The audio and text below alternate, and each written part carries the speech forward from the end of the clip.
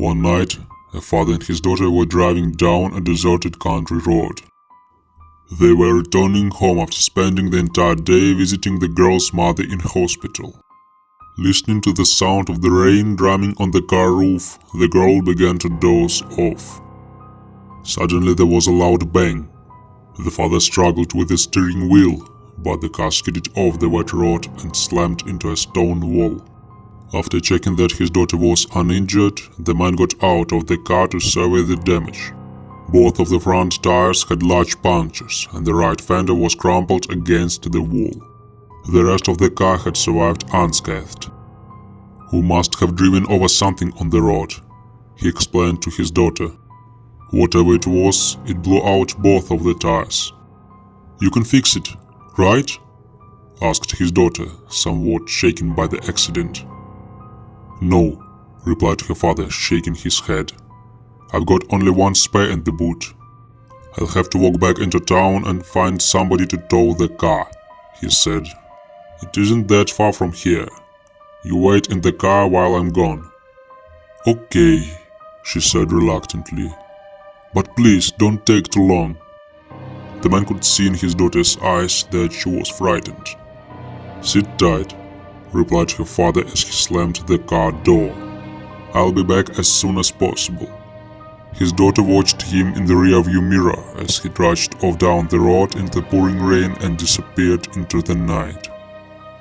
More than an hour passed, and her father still had not returned. The girl began to wonder what was taking him so long. She was very worried, because he should have been back by now. Just then, she glanced in the rearview mirror and saw a figure in the distance, walking towards the car. At first, she thought it was her father, but when she turned around to take a closer look, she realized that it was a strange man. He was dressed in overalls and had a big bushy beard. He was carrying something large in his left hand, swinging it back and forth. Something about him made her very nervous. As he approached, she stared out the back window and squinted her eyes. In the dim light, she could just make out what he was clutching in his right hand. It was a big, sharp butcher's knife. Thinking quickly, the terrified girl locked both doors in the front of the car, then jumped into the back seat and locked the rear doors. When she looked up again, she saw that the strange man had stopped in his tracks and seemed to be staring directly at her.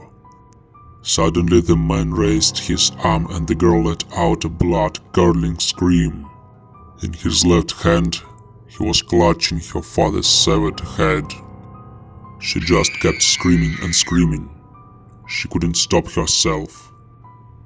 Her heart was pounding, and she struggled to breathe.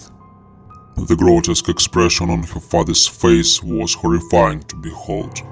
His mouth was hanging open and his eyes were rolled back in his head. When the man reached the car, he shoved his face right up against the window and glowered at her with his crazed, bloodshot eyes. His hair was wild and matted with dirt. His face was covered in deep scars. For a moment, he just stood there in the driving rain, grinning at her like a madman.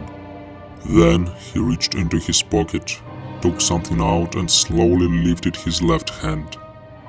He was holding her father's car keys.